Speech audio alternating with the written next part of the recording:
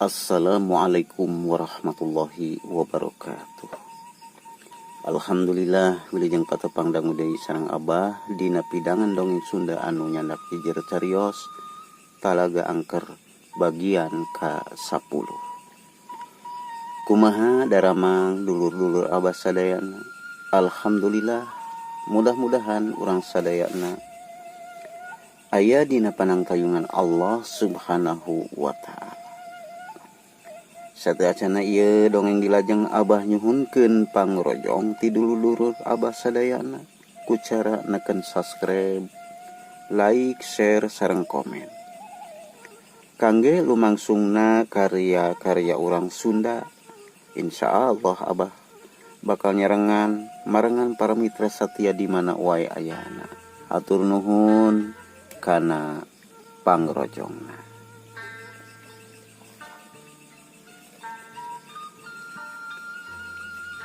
Para mitra sadayana, mangga urang teraskeun pedaran dongeng anu katunda. Dugi kanalika si Damar jeung si Maya nginjem duit ka Juragan Wirta. Ari injeumanana mah hasil ngan istrina Juragan Wirta kacida judasna. Malah harita oge hoghag jeung Juragan Wirta. Ku kituna kadulur Abah wilujeng ngabandungan dugikeun ka rengsena.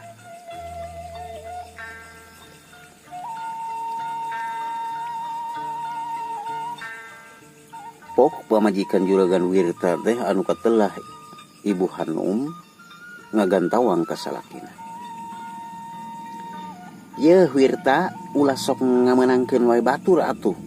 Anu can dumuk benerna. Aing yeuh belaan mah sasata pamajikan maneh nu geus dumuk benerna.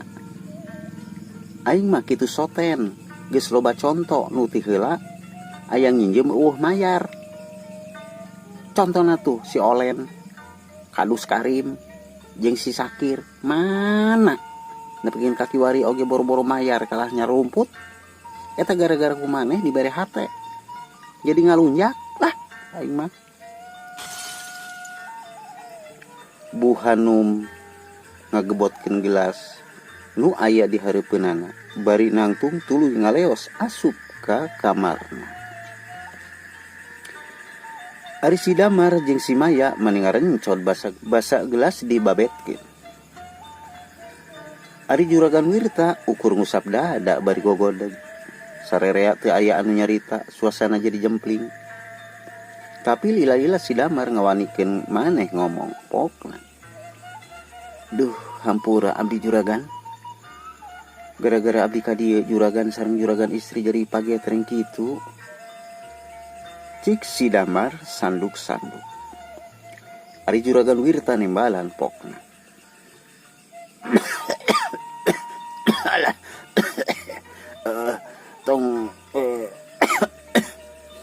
Alah, genteng lah. Ari keur kuring mah eta hal teh. Geus biasa. Tapi dari keur nu sejen mah seperti Jang Damar jeung Neng Maya pasti kaget gitunya. Hampura atunya, hampura. Tapi kajen lah tong dipikiran ku marane nu jelas marane hasil kana tujuan. Kitu weh nyamarnya. Cek Juragan Wirta bari nyenget padudanan. Goh goye batuk oge. Sumuhun Juragan. Ari kitu mah abdi bade pamit atuh Juragan. Cik si Damar bari jumlangtung kitu deui Neng Maya. Ayeuna buru-buru teuing atuh Mar, Mai. Pan maraneh teh jarang ka dieu, jarang ulin atuh. Salse we atuh. Abdi hawatos bilih si saringantosan Juragan. Cik Damar. Oh, bener oge ari kitu mah.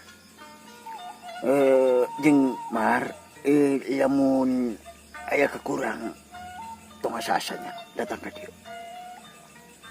Tong asa-asa maneh. Lamun aya kekurang datang ka dieu. Cik Juragan Wirta.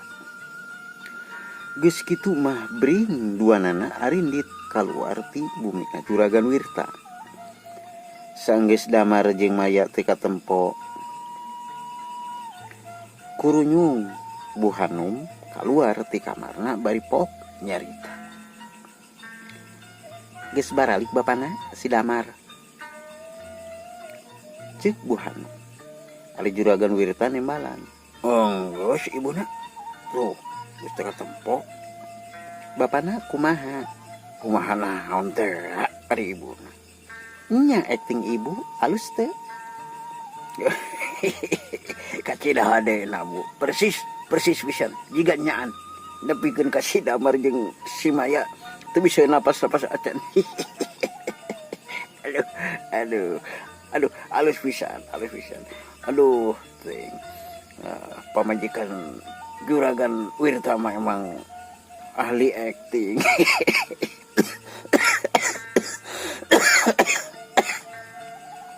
Ayo, ngan eta engke mah entung aya acara ngababetkeun gelas ah. Atuh lila-lila mah atuh gelas urang teh beak atuh. Ibuna, Ari geus kudu naon atuh? eta we banjurkeun we caina wungkul ka awak bapa. Ke gelasna mah teh deui kitu we nya. Engke mah Cik Juragan Wirta mapatahan pamajikan. Tapi bapana kikian teh ibu nurugi nama. Pasti kabeh jalma nyangka jan ibu teh jalma judes. Beda jeung salakina Juragan Wirta. Juragan Wirta mah bager. Bener Juragan Wirta mah. Ibu anu rugi nama bapana.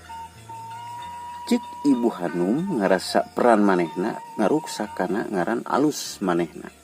Sorangan. Ari Juragan Wirta teh ngajawab ngan ku siwal weh. Juragan Wirta teh ngaluarkeun duit dina sakuna 70.000 kep dikepeulkeun ka pamajikanana. Geus kitu mah jep Ibu Hanum teh repeh bari imut ngageleng. Tandaning masalahna clear. Para mitra sadayana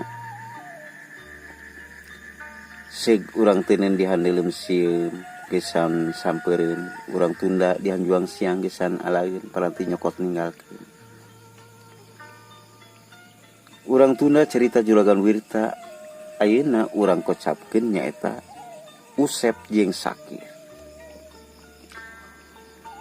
Usep jeung Sakir dina peuting harita waktu ngudag si Sari ka talaga nepikeun ka kapanggihna jeung si Sari anu ngarenghik menta dianterkeun ka imahna bari jeung hayang digandong.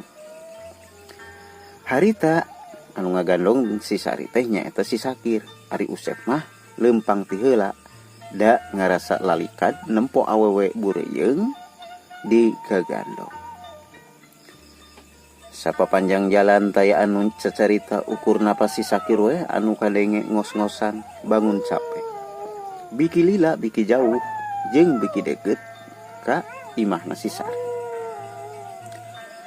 Ari si Sakir manehna ngarasa capek jeung berat tungtungna waleh ka Usep anu leumpang ti heula. Pok Sakir nyarita. Sep. Gantian atuh kuring Gantian kuring teu kuat di Sep euy. Cik Sakir nyenta digantian ngagandong. Ari Usep ngarandeg ngadenge Sakir seseleh tuluy nyenteran ka Sakir ku batrena. Barang ka senter ku batre Sakir jeung anu digandongna Usep calawak.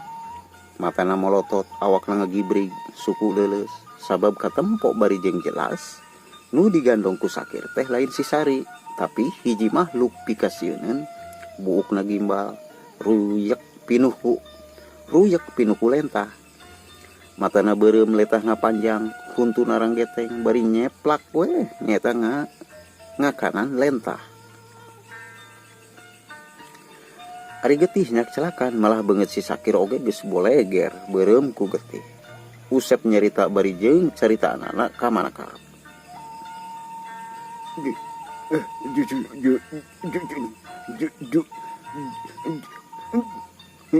Jukir, kir, waduh, kir, wah, jukir, aman jur.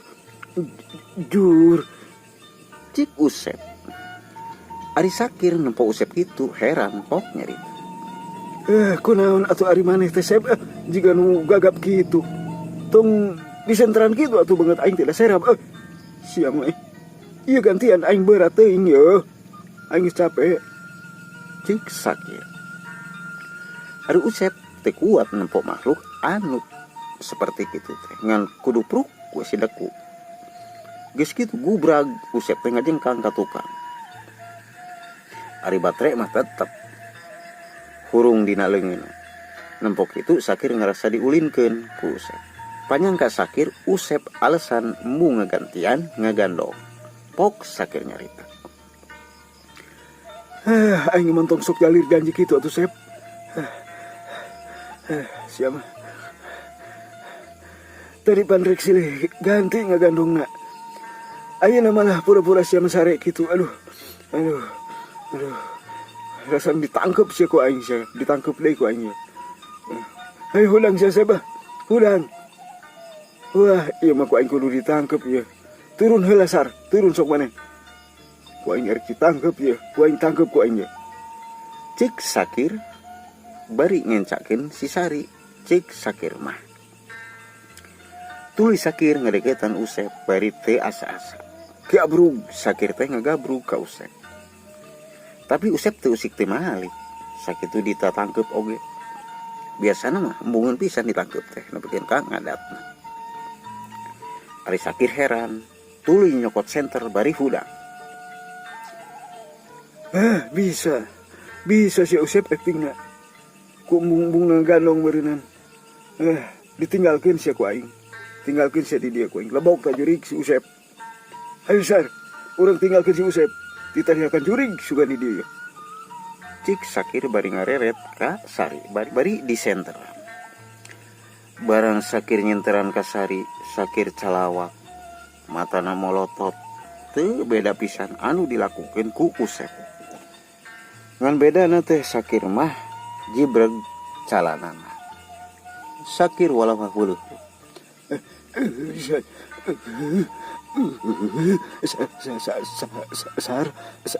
Sari saha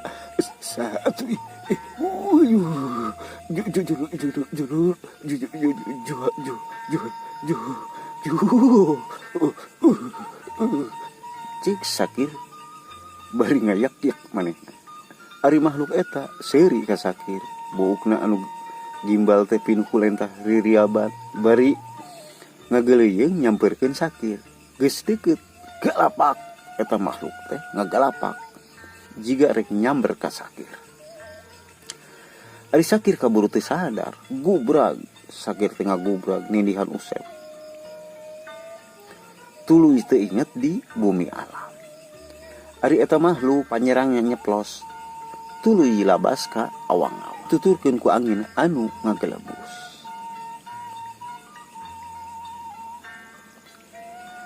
Para mitra sadayana cag urang tunda deui kaayaan Usep jeung Sakir anu keur kapiuhan. Ayeuna urang kocapkeun Damar jeung Sari anu tas ti bumina Juragan Wirta. Lalempang kebat nuju ka imahna si Sari, maksudna rek nyokot pakaian si Sari jeung pakaian orokna. Pok Damar nyarita ka Maya.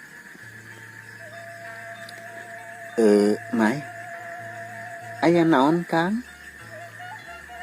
Akang mah mung 2 kali ngamprokan pamajikanan Juragan Wirta. Galak, boro-boro ka batur ka salakina oge. Ih, meni jiga kitu eta. Ari Juragan Wirta mah bager pisan sakitu mah. Ngan eta pamajikanana. Ih, sieun akang mah. Malah wani ngagebotkeun gelas sagala. Ih, keueung akang mah. Cik si Damar ngomongkeun pamajikan Juragan Wirta. Ari si Maya mairan. Keun bae atuh Kang Nu penting mah urang geus nyaeta hasil kana injeuman. Jadi orang bisa ke nebusan si Sari gitu Kang. Nu penting mah cik Maya bari ngarandeg leumpang. Ari si Damar nanya, kunaon Mai eureun? Cik si Damar bari neuteub ka Maya. Ari Maya ukur nuduhkeun isyarat ku mata ka hareup. Ari Damar ngalieu ka hareup. Gebeg Damar teh ngagebeg sabab nempo di tengah jalan aya dua jalma ngagaloler patumpuk-tumpuk. Ai, saha Mai? Moal gitu korban begal mah? Keke. Tapi akang asa-asa wauh kana bajuna mah. Cik Damar bari ngadeketan jalma anu singgaloler. Biki lila biki deket jeung biki jelas. Sanggeus deket Damar olohok sabab manehna apal eta anu tinggaloler teh Usep jeung Sakir. Geus jelas kitu mah Damar wani ngaguyah-guyah duanana. Ari diguyah-guyah teuing mah bray Usep teh heula sadar. Mata Usep molotot nempo Damar anu ngaguyah-guyah. Teu lila goak Usep teh ngagoak deui.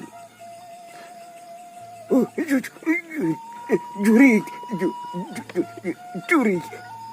Cik Usep bari ngedorongkeun Sakir anu nindihan awakna. Atuh Sakir ngagulutuk ka sisi bari jeung sadar deh. Barang ngadenge aya anu ngomong jurig ngan gabrug deui Sakir teh ngagabrug deui ka Usep. Nampo kitu Damar kaget manehna oge. Ngadenge aya jurig ngan gabrug we Damar oge nangkep ka Maya. Ari Maya paperjalan hayang leupas bari jeung ngomelan ka si Damar. Damar, lepaskeun aing sia, lepaskeun nanaonan sia teh atuh. Lalaki teh minta aruyahan pisan. Tangari ieu teh. Jurig. Tah, maraneh tah jiga jurig mah. Lepaskeun deui si aing ah. Lalikat aing mah. Cek Maya bari ngadorongkeun Damar. Atuh si Damar teh nyuk curug nindihan Sakir anu keur nangkep Usep. Sajongjongan mah patumpuk-tumpuk we tiluanana. Ari Maya nyarita deui setengah sewot ka Sakir jeung Usep. Tah mending kitu atuh alus tangari-tangari patumpuk-tumpuk kitu jiga keong. Ih, amit ah. Teu baroga ka era lalaki teh. Ceuk Maya nyarita ka anu tiluan. Ngadenge kitu anu tiluan ngarasa era. Damar nguniang tuluy nangtung dituturkeun ku Sakir jeung Usep. Ari Usep teu ngomong ngan matana mencrong ka Sakir. Ari Sakir ngeluk tungkul rumasa meureun. Pok Usep teh ngomong ka Sakir ku nada anu leuleuy tapi pikasieun. Kieu Usep nyaritana. Ari ai nangkep deui nya ka I ari ai nangkep deui ka Cik Usep. Ari Sakir ngeluk tungkul. Apa ai bade nyarios hilaf? Cik Usep bari gadeketan. Ari Sakir mikir ngeluk we tungkulna. Bari jeung teu nembala. Ngomong atuh ai, sok ngomong atuh ai. Bisi di kieu ieu. Cik Usep bari gaprok. Tak Sakir teh digebung satarikna. Purungkut ti mimiti ayeuna. Sia jeung aing Cik Usep bari ngepiskeun leungeunna. Nempo kitu Damar nyarita ngalihkeun caritaan Usep. Mang Sep. Ari ieu kumaha sih caritana sih? Jeung deui kunaon kuring ditaringgalkeun? Keur peuting tadi. Cek Damar tumanya ka Mang Usep. Ari Mang Usep ngajawab. Aduh, ari kudu dicaritakeun Mamar. Kudu dicaritakeun mah. Tapi Mar saencana dicaritakeun. Ari si Sari di mana ayeuna Mar? Cek Usep malik nanya. Puguh Mang Usep. Nalika Mang Usep si jeung Mang Sakir nyusul ka si Sari teh, si Sari ngurunyung balik deui Gitu. Nya kukuring teh nya di barawa we ka klinik harita dan nungguan Mang Sakir lila. Gitu. Ari panjang ka kuring mah Mang Sakir jeung Mang Usep teh naringgalkeun kuring. Gitu. Nya kuring mah nya dilanjut we ka klinik. Ayeuna si Sari teh geus ngalahirkeun, malah mah aya di klinik. Kitu teh caritana. Kitu teh Mang Usep. Terus ari Mang Usep ka marana eta harita jeung Mang Sakir. Mang Usep mambung nyaritakeun anak. Tuh, sina nyaritakeun si Sakir we. Kadi Sakir, kadi ya. Cek Usep ngagupaya. Ari Sakir digupayan ku Usep nyampeurkeun. Aya naon Kang Usep? Tong sok nyebut akang sia ka aing. Biasana sok nyebut si Usep sia. Caritakeun tah. Naon anu keur peuting kaalaman ku urang. Sok caritakeun tah ka si Dama. Bunga. Sieun nya. Sieun Kang embung. Uy maka jenting ente nyarita. Ari kitu kumaha sih caritana Mang Usep? Usep narik napas. Pok deui nyarita nyaeta nerangkeun naon rupa hal anu kajadian anu kaalaman ku Usep jeung Sakir tadi peuting. Pok Usep nyarita. Kieu ieu mar caritana. Waktosna seep paramita sadayana cag atuh urang tunda pedaran dongeng urang ayeuna. Insyaallah urang patepang deui dina waktos sareng galura anu sami. Ku kituna kasadayana dulur Abah wilujeng kantun permios.